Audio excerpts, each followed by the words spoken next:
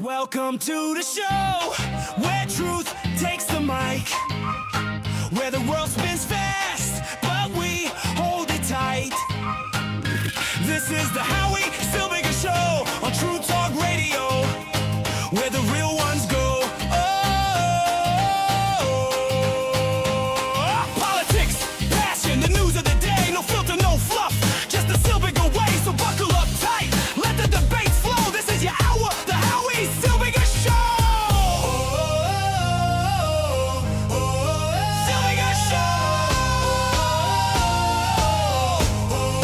Silbiger Show.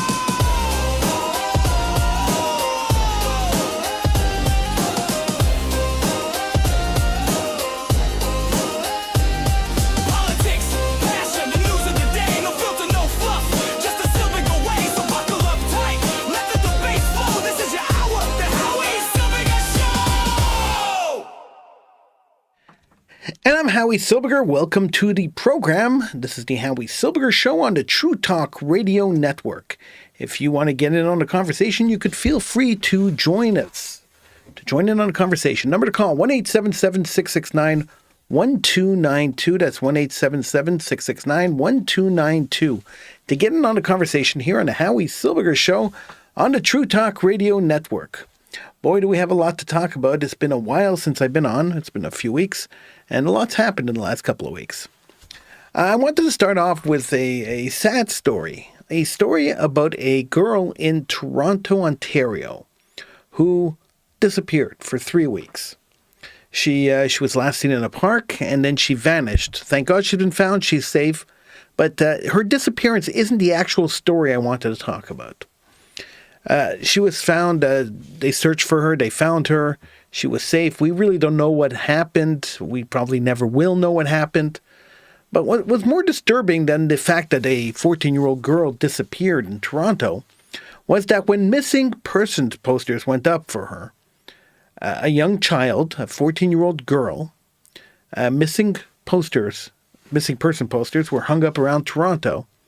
The anti-I hate Israel, all Jews are dead crowd started ripping them down. Now, and that disturbed me on many levels. Number one, you can be anti-Israel all you want. I don't care. Everyone's entitled to their opinion. You want to be anti-Israel, you want to go into the streets and you want to yell that you hate Israel, that you don't think Israel should exist. I'm fine with that. I believe that everyone has the right to express their opinion. Everyone has the right to freedom of speech. That doesn't bother me at all.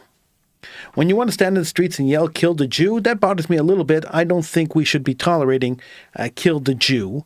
That should not be tolerated in any normal society. Shouldn't be tolerating it. Globalized intifada, kill the Jew. That kind of speech should not be normalized. That kind of speech should not be accepted in society. So let me just get that straight off the bat. But when a missing girl, a Jewish girl goes missing, and posters go up saying, "Hey, have you seen this girl?" Ripping them down is just reprehensible. It's not a political statement. So when they were ripping down the posters of hostages, so we put up those posters of hostages saying they're missing, and the posters went up all over town, all over the world, and people were ripping those down. That was a political statement. Even though the hostages weren't really politics, it was terrorism. And even though any normal person, and I'm saying that these people who are protesting and these people who are ripping down posters are not normal people, but any normal person would have not ripped down posters of hostages. Ripping down posters of missing 14-year-old girls is quite reprehensible. It's quite disgusting, if you ask me. In my opinion, it's quite revolting. And so it's just hard to imagine that there are people out there so cold-hearted, so hateful to the Jewish people. Forget about the Israel. Forget about supporting Palestine, whatever that is, or supporting Gaza, whatever that is. The idea that they hate Jews so much that they're willing to rip down a poster calling for the return of a 14-year-old who was kidnapped in Toronto, had nothing to do with the Arab-Israel conflict. She was kidnapped in Toronto or disappeared in Toronto. I don't know if she was kidnapped. She was disappeared in Toronto. Ripping down her poster is just sick. And this is where we've come to in the anti-Jewish hatred in North America. This is where we've come to. This is where we've ended up. We've ended up at a point where anything Jewish, forget about Israel related, forget about Gaza related, forget about war related, forget about Iran related, Iraq related, it doesn't matter. Anything Jewish has now become hated. If you're Jewish, you're wearing a kippah, you're hated. And it's as simple as that. There is no going around this situation. There's no sugarcoating this. That's what it is. And they could try to pretend that it has something to do with Israel. They could try to pretend that it has something to do with the war in Gaza and the alleged genocide that was happening there, or whatever. They could pretend all that. But the truth is that there is no excuse for the anti-Jewish hatred that we are experiencing across North America. There's definitely no excuse for it. On the Montreal Jewish News, by the way, our sponsor is the Montreal Jewish News. All the news you need to know and so much more on the Montreal Jewish News, montrealjewishnews.com. Visit the website, read the stories. I'm the editor. It's amazing. It's fun. It's exciting. Feel free. So on the Montreal Jewish News site this week, I posted an article, a first-hand account of an anti-Jewish attack in Montreal. A 14-year-old boy sent in a letter to the editor that I posted as an article, describing an attack that happened to him last Monday. And I want to share it with you on the show. I wanted to read it to you on the show because I think it's important that we understand that it's not just rhetoric. We're not just talking about people on the street saying globalize the Intifada. This is what globalizing the Intifada means. It means that 14-year-old boys are attacked on the street. It means that 14-year-old girls that disappear and their posters go up are ripped down. It is the indiscriminate attack on the Jewish people. That is what globalizing the Intifada means. So let me read you this. Let me take this right off the Montreal Jewish News site. You can read along if you want, montrealjewishnews.com. It starts off, I just explained that we didn't change this article at all. This is exactly the way the 14-year-old boy wrote it. And all we did was take out the identifying details because we didn't want to further hurt the victim by identifying him and having people harassing him. And so we took out the details of who he is. But everything else is exactly the way he wrote it. He wrote, I didn't go to school yesterday. My mother said I could stay home, and I said okay, even though normally I would have argued because I hate missing stuff and having to catch up. But yesterday I didn't feel like going outside. I really didn't want to see anyone, and I definitely didn't want people looking at my face and asking me what happened. Even writing this is weird. It happened Monday. I was walking home from the bus stop after school, and I had my backpack on and my phone was almost dead, so I wasn't listening to anything. I was almost home when I heard laughing behind me. At first, I didn't think it had anything to do with me. There were always people hanging around the bus stop, usually older guys, homeless guys, and randoms. But this time was different. I heard one of them say, look at his little hat. I knew right away they meant my kippah. I kept walking, and I thought if I didn't look back, maybe they would just keep going. That's what my mom always tells me to do. Ignore them. Don't answer. If you do, you'll make it worse. So I ignored them. Funny, it got worse. One of them yelled, hey, Jew boy. I felt my stomach drop. Like actually drop. I don't know how else to explain it. I was suddenly not just walking home anymore. I was thinking about how far I was from my house, whether there was anyone outside, whether I should run, whether running would make them chase me. I turned a little. I saw three guys. They were older than me, maybe 16 or 17, maybe older. One had his hood up tight around his face. One was laughing. The other one was just staring at me like he was waiting for something to happen. The guy who was laughing came closer and said, what's that on your head? I said, it's my kippah. I'm not sure why I answered. I think that maybe I was trying to sound normal, like maybe if I answered normally, he would feel stupid and leave. He didn't. He slapped it off my head. It landed on the sidewalk. It's weird because that part keeps playing in my head. Not even hitting after. It's just a part where my kippah is lying on the ground and he's standing there laughing. I bent down to pick it up, and one of them kicked it away. Then I got shoved. I stumbled and my backpack pulled me sideways, and somebody hit me. I don't remember exactly where the first hit landed, My shoulder maybe, or my face. It all happened so fast. I remember falling. I remember my hands hitting the sidewalk. I remember my glasses falling off. Then I was on the ground. They were yelling stuff. Jew, go back. You don't belong here. Other things I don't want to write. Someone kicked me in the side. Someone grabbed my shirt and pulled me a bit, like they were trying to make me look at them. I covered my face because I thought if I didn't, they would break my nose, my teeth, or something. I could hear myself saying, stop, but it didn't sound like me. It sounded weak and stupid. I hate that. I hate that I didn't yell louder. I hate that I didn't fight back. I hate that I just covered my head and waited for it to end. But I was scared. I was really scared. There were cars driving by. I heard them. I'm sure someone saw, maybe not everything, but enough. I remember thinking, why is nobody stopping? Why is nobody honking? Why is nobody getting out? I know people are scared too. I get that, but I needed help and nobody was coming to help me. One of them bent down close to me and said, go back to where you came from. That made no sense. I was born here. I wanted to say that. I wanted to tell him I was born in Montreal at the Jewish General. I wanted to tell him that my father was born here too. I wanted to tell him that I know the city. I know the bus routes and the stupid orange construction cones and the snowbanks and the bagel places and the sidewalks that don't get cured properly in the winter. But I couldn't say anything. Then suddenly they ran. I don't know why. Maybe someone finally shouted. Maybe a car stopped. Maybe they just got bored. I stayed on the ground for a few seconds because I thought they might come back. And maybe if I stayed on the floor, they wouldn't hit me anymore. My whole body was shaking so badly and my hands were trembling so much I couldn't get my phone out of my pocket. My backpack was open and some of my papers were on the sidewalk. My mouth tasted like blood, my face hurt, my everything hurt when I breathed in too hard. My keeper was lying near the curb. I managed to get up and get that first. I don't know why. My glasses were missing and my phone was in my pocket and I probably should have called someone right away, but I went to get my keeper first. It was dirty, so I wiped it on my sleeve and put it back on. I didn't care. A woman came running over and kept asking, are you okay? And I didn't know what to say because obviously I wasn't okay. But I also didn't want to start crying in front of a stranger.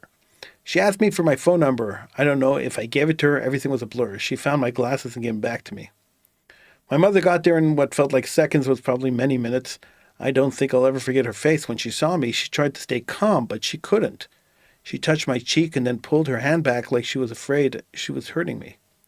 My father came along after. He was very quiet. My father is not usually quiet. He wanted to call the police. My mother didn't. He asked if he should. I started crying. My mom hugged me and my dad stood there staring, not really knowing what to do. The lady asked my dad if she should call 911. My dad said, no, we'll take care of it. Thanks for helping my son. She walked away. We went home. My dad checked me to make sure nothing was broken and called the police. An officer came over and asked me a bunch of questions. Yesterday, people started texting me. Some people were nice. Some were awkward. One person wrote, that's crazy, bro, which I guess is what you say when you don't know what to say.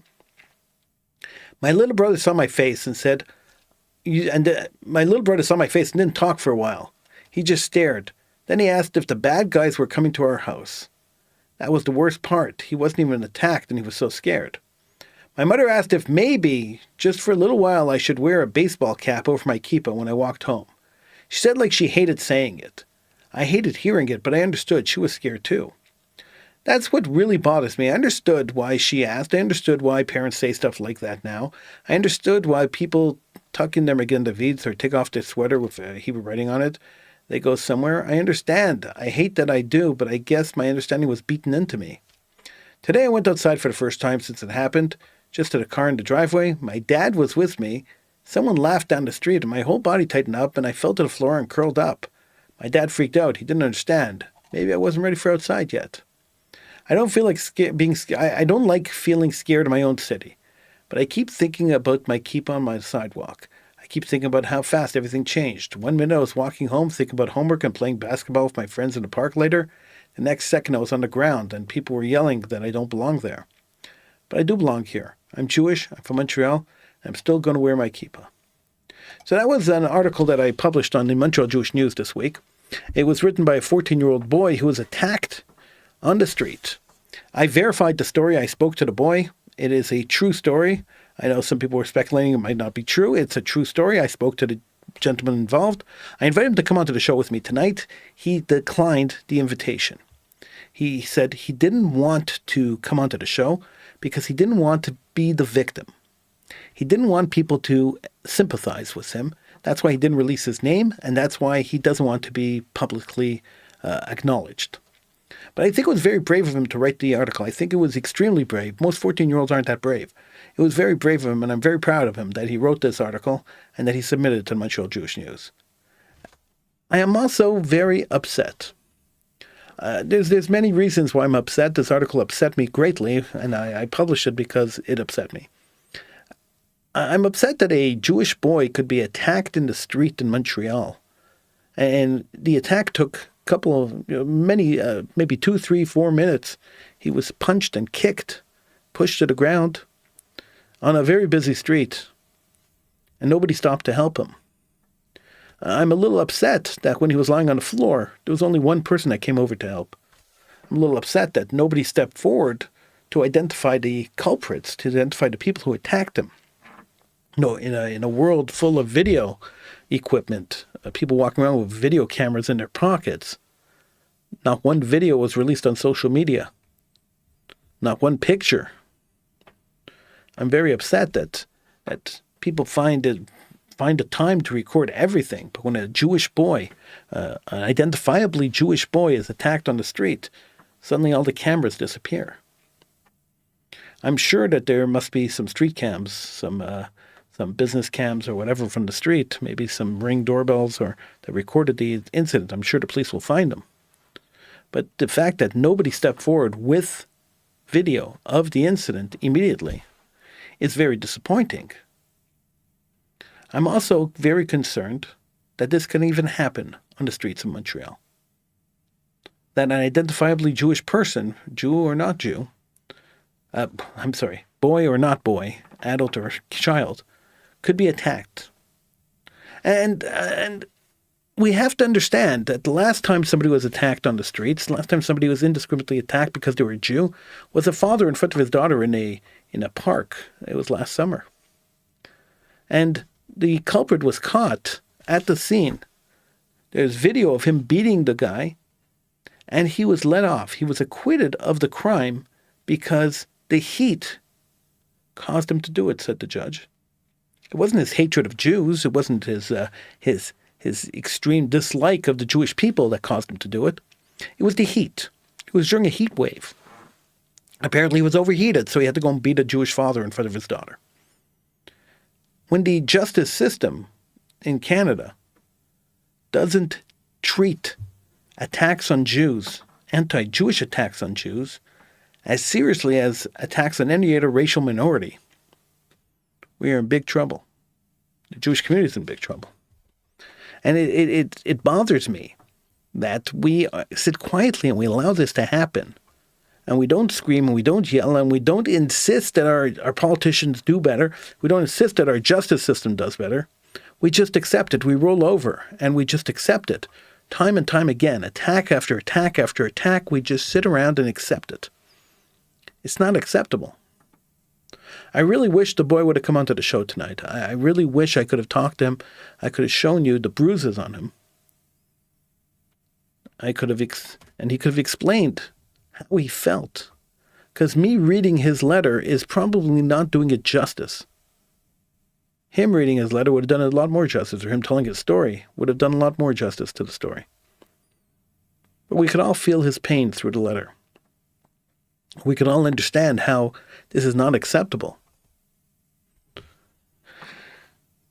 And I have to tell you that the boy involved in this story is not one of those 14-year-olds that look like they're 19 years old. It's a 14-year-old who looks like he's 12 years old. And that makes it even worse because it's a child who looks like a child. But we have to accept the facts that we are not doing our jobs protecting our children. We're not doing the job that we should be doing to protect our children. We are not teaching them martial arts in school. We are not teaching them to defend themselves. Had this boy been learning martial arts from kindergarten on, by the time he got to grade 8, grade 9, and got attacked on the street, like happened on Monday, he would have been able to defend himself. Maybe not against 3 people, but he would have been able to at least fight back a little bit. He wouldn't feel like a total loser. not being able to fight back, not knowing what to do, made him feel defenseless, made him feel like a loser. I hate to use that expression, but that's how he felt. He told me those were the words he used. He said, I felt like a loser. I didn't know what to do. We're failing our children. We're failing them by not protecting them, and we're failing them by not allowing them to protect themselves. It's a double failure. We're doing it, and we're continuously doing it, and we're perpetually doing it. We got to stop doing that. It's not fair to them. It's not fair to the community. It's not fair to them. It's not fair to anybody. We have to start treating the anti-Jewish threat as a real threat. We can't keep pretending that when people say globalized intifada, they don't mean to globalize the intifada. We can't keep pretending that when our enemies tell us exactly what they want to do, that's not what they want to do. We can't keep pretending this. It's ridiculous to keep pretending that when our enemy says that they want the indiscriminate attack on Jews everywhere in the world, globalized intifada, that's not what they're calling for. Cantor Gideon Zeldermeyer sang the national anthem and a hockey game. The next day, the anti-Jewish, I'm not even going to say anti-Israel anymore, the anti-Jewish protesters got out there and lynched a Jew, well, an effigy of a Jew, a stuffed Jew, but obviously a Jew, a guy with a beard and kippah, and marched him down the street, right in the middle of downtown Montreal, marching hanging Jews. Could you be any clearer in what your intention is than having a protest with hanging Jews down a public street? Was anybody arrested for hate crimes? No. Was anybody arrested for advocating violence against somebody? No. Was anybody arrested for anything? No. But I could guarantee you, I could put this entire station, I put my entire life savings into this guarantee. I'll bet you that if it was a Jewish mob protesting, and they had lynched an Arab or a Muslim, there would be 100 arrests. There would be outrage. Newspapers would be writing articles about it.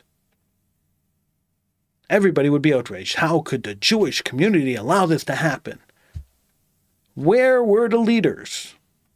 But when it's a Jew that's being lynched in the middle of Montreal, not a word, not a peep. Nobody cares. That's what I'm saying. It's time for Jews to take care of themselves. We can't wait for other people to protect us. We can't rely on our politicians, our police, and our Jewish leadership to protect us. We have to take it upon ourselves to protect ourselves. And those of you who think I'm radical for saying this, just look around and look what's happening. Understand what's going on. Realize that it's not just hyperbole. I'm not just talking. It's not just rhetoric. It's actually what's going on in the world today. It's actually what's going on in Montreal. And it's only going to get worse before it gets better. A few years ago, the Jewish Defense League wanted to move to Montreal. I had Mayor Weinstein on the show with me, and I said to him, look, I don't think Montreal is ready for the Jewish Defense League. This was 3-4 years ago. I said to him, the situation in Montreal is not ready for the Jewish Defense League. I don't think they should come to Montreal. And he held back. He didn't come to Montreal. Now I think I made a mistake. Now I think the Jewish Defense League must come to Montreal. Because without an organization like that, without somebody who's willing to stand in the street and fight back, without somebody who's willing to confront the Jew haters head to head, without tough Jews, we're sitting ducks. No 14-year-old boy should be afraid to go to school. No 14-year-old girl should be afraid to go to school. They shouldn't be afraid to take the bus. They shouldn't be afraid to go downtown. They should be afraid to walk in the streets, identifiable. The fact that they are, it's the biggest travesty that we've committed against our community. Biggest travesty we've committed against humanism. It's time to back it up. Time to fight back. I'm Howie Silbiger. This is the Howie Silbiger Show on the True Talk Radio Network. I'll see you next show.